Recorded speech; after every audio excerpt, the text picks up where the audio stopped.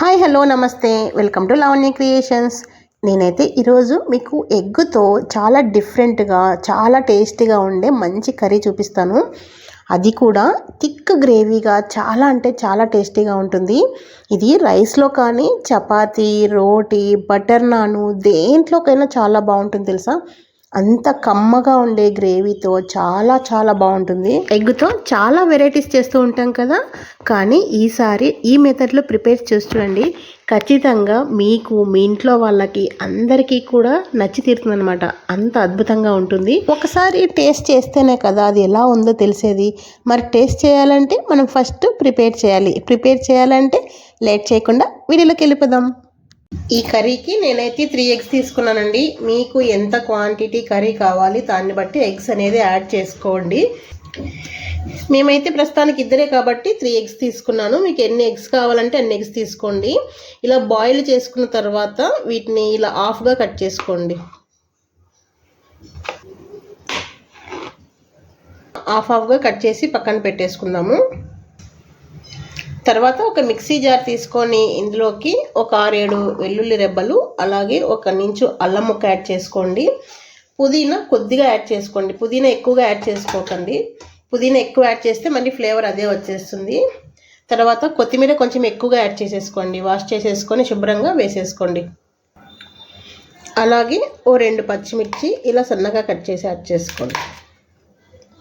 తర్వాత వచ్చేసి ఒక 6 జీడిపప్పులు అనమాట. ఒక మీడియం సైజ్ ఉల్లిపాయ ఇలా పెద్ద ముక్కలుగా కట్ చేసి యాడ్ చేసుకోండి. ఇప్పుడు వీటిని మెత్తగా గ్రైండ్ చేసేసుకుందాం. అవసరమైతే కొద్దిగా వాటర్ యాడ్ చేసుకుంది, అవసరం లేదనుకుంటే ఇలాగే మెత్తగా గ్రైండ్ చేసేసుకోండి. చూసారా, ఇలా మెత్తగా గ్రైండ్ చేసేసుకోవాలి. తర్వాత స్టవ్ వెలిగించి కడాయి పెట్టేసుకొని ఇందులోకి 2 టేబుల్ స్పూన్ ఆయిల్ యాడ్ చేసుకుందాము. దీనికి ఆయిల్ కొంచెం ఎక్కువగా వేసుకుంటేనే బాగుంటుంది, మరీ తక్కువగా వేసుకుంటే బాగోదు. ఆయిల్ వేడెక్కిన తర్వాత 1 టీ స్పూన్ ఆవాలు, 1 టీ స్పూన్ జీలకర్ర వేసేసుకుందాము. తర్వాత సన్నగా కట్ చేసుకున్నటువంటి 2 మీడియం సైజ్ ఉల్లిపాయలు యాడ్ చేసుకుందాం. పెద్ద ఉల్లిపాయ అయితే ఒకటి సరిపోతుంది. ఇలా మీడియం సైజు అయితే 2 వేసేసుకోండి. ఇలా సన్నగా కట్ చేసుకొని వీటిని బాగా ఫ్రై చేసుకోవాలి. బాగా ఎర్రగా వేగాలి. అలా అయితే మనకి కర్రీ టేస్ట్ బాగుంటుంది.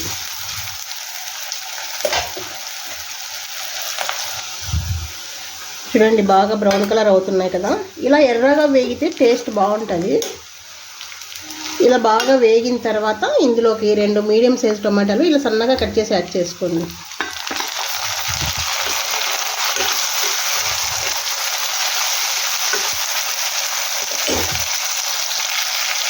ఇందులోకి కొద్దిగా సాల్ట్ యాడ్ చేస్తున్నాను, ఎందుకంటే టమాటాలు మగ్గడం కోసం అంతే, టేస్ట్కి సరిపడా వేయట్లేదు. సాల్ట్ వేసేసిన తర్వాత అంతా ఇలా బాగా మిక్స్ చేసేసుకొని మూత పెట్టేసుకొని మగ్గించుకుంటే టమాటాలు తొందరగా మెత్తబడిపోతాయి. మూత పెట్టేసుకొని మీడియం ఫ్లేమ్లో పెట్టేసుకోండి. మధ్య మధ్యలో మూత తీసి కలుపుతూ ఉండాలి. చూసారా, టమాటాలు బాగా మెత్తబడిపోతున్నాయి కదా, ఇంకొంచెం మెత్తపడాలి. అప్పుడే మనకి గ్రేవీ బాగుంటుంది అనమాట. ఇలా గరిటతోటి ప్రెస్ చేస్తున్నట్లుగా అంటే తొందరగా మ్యాష్ అయిపోతాయి, పేస్ట్ లాగా అయిపోతుంది. మూత పెట్టేసుకొని మగ్గించేసుకుందాం. టమాటాలు బాగా మెత్తగా అయిపోయి ఆయిల్ అంతా పైకి వచ్చేస్తుంది చూడండి. ఇప్పుడు ఇందులోకి 1 టీ స్పూన్ పసుపు, మీ కారానికి సరిపడా కారం యాడ్ చేసుకోండి. నేనైతే 2 టీ స్పూన్ యాడ్ చేసుకున్నాను, ఎందుకంటే కొంచెం స్పైసీగా ఉంటే చాలా బాగుంటుంది. కొద్దిగా మిరియాల పొడి యాడ్ చేసుకోండి, చాలా బాగుంటుంది. అలాగే 1 టీ స్పూను ధనియాల పొడి, టీ స్పూన్ ఫుల్ వేసాను చూడండి.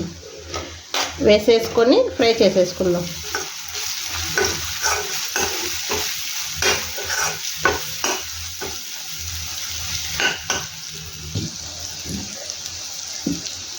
ఈ కారం ఇదంతా కొద్దిగా ఫ్రై అవ్వాలి. ఫ్రై అయిన తర్వాత ఇందాక గ్రైండ్ చేసుకున్నాం కదా, ఆ పేస్ట్ వేసేసుకుందాం.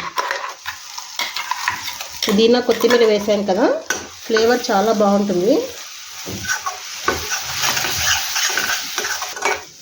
ఈ కొత్తిమీర పుదీనా పచ్చివాసన పోయేంత వరకు కొద్దిగా ఫ్రై చేసుకుందాం. లో ఫ్లేమ్లో పెట్టేసుకోండి.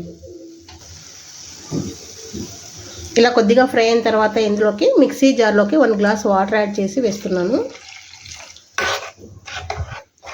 ఇలా ఉంటే గ్రేవీ బాగా థిక్గా వస్తుంది.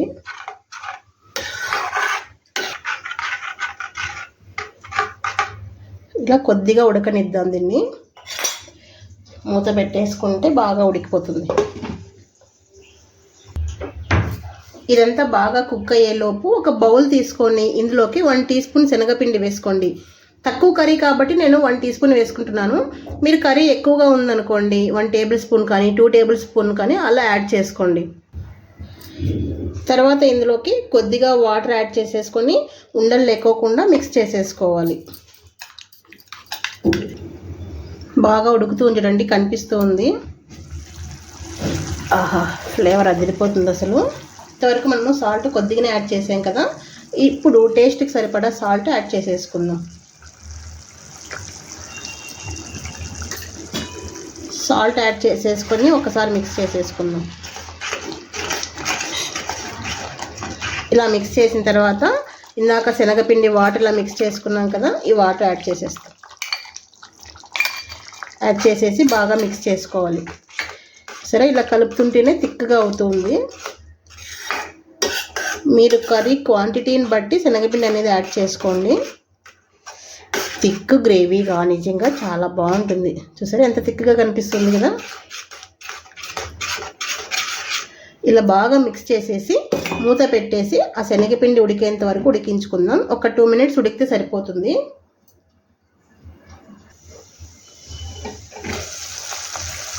చూసారా ఎంత బాగా ఉడికి ఆయిల్ అంతా కూడా పైకి వచ్చేసింది కదా.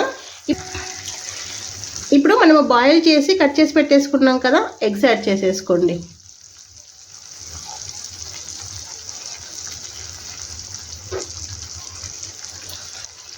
ఎగ్స్ వేసిన తర్వాత ఎక్కువగా కదిలించకూడదు.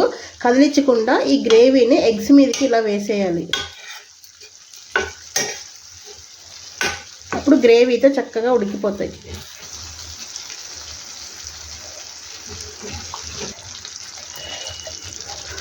ఇలా గ్రేవీ అంతా వేసేసిన తర్వాత సన్నగా కట్ చేసినటువంటి కొత్తిమీర వేసేసుకొని మూత పెట్టేసుకొని లో ఫ్లేమ్లో 1 నిమిషం పాటు అలా మగ్గించుకుంటే మనకి టేస్టీగా ఉన్నటువంటి ఎగ్ కర్రీ రెడీ అయిపోతుంది.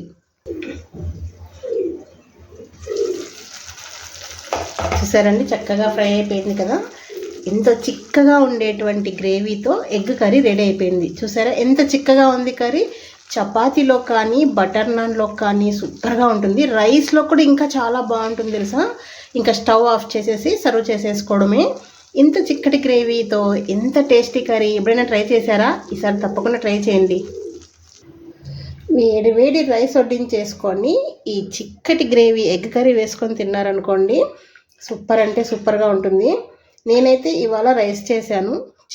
చపాతీ వీటికి కూడా ఇంకా చాలా చాలా బాగుంటుంది తెలుసా. ఇలా గ్రేవీ ఎక్కువగా వేసేసుకొని తినండి, సూపర్గా ఉంటుంది. ఇలా 2 ఉల్లిపాయలు కూడా పెట్టేసుకొని తినేయండి. ఎలా ఉంది? చూస్తుంటేనే టెంప్ట్ అవుతున్నారు కదా. టెంప్టే కాదు, టేస్ట్ కూడా నిజంగా అంతకు మించి ఉంటుంది తెలుసా. నిజంగా చాలా చాలా బాగుంటుంది. ఈ మెథడ్లో ఒక్కసారి ట్రై చేసి చూడండి. ఎగ్ కర్రీ చాలా బాగుంటుంది. ఈ ఎగ్ కర్రీ అనేది చాలా రకాలుగా ప్రిపేర్ చేస్తూ ఉంటాం కదండి. ఒక్కసారి ఈ మెథడ్లో ప్రిపేర్ చేసుకోండి, చాలా అద్భుతంగా ఉంటుంది. ఎప్పుడు ఒకేలాగా కాకుండా ఇలా డిఫరెంట్గా ట్రై చేయండి. టేస్ట్ కూడా మీకు నచ్చి తీరుతుంది. ఒకసారి ట్రై చేస్తేనే కదా ఎలా ఉందో తెలిసేది. మరి ఈసారి మీరు ఎగ్ కర్రీ ప్రిపేర్ చేయాలనుకున్నప్పుడు ఈ మెథడ్లో ప్రిపేర్ చేసి ఎలా వచ్చిందో కమెంట్ రూపంలో షేర్ చేయడం అస్సలు మర్చిపోవద్దండి. వీడియో నచ్చింది కదూ, మరి ఇంకెందుకు ఆలస్యం, లైక్ చేసి ఫ్రెండ్స్కి ఫ్యామిలీ మెంబర్స్కి షేర్ చేస్తూ ఉండండి. వీడియో హైప్ చేయడం అస్సలు మర్చిపోద్దు. ఇంకొక మంచి వీడియోతో మళ్ళీ మీ ముందు ఉంటాను. Thank you for the watching.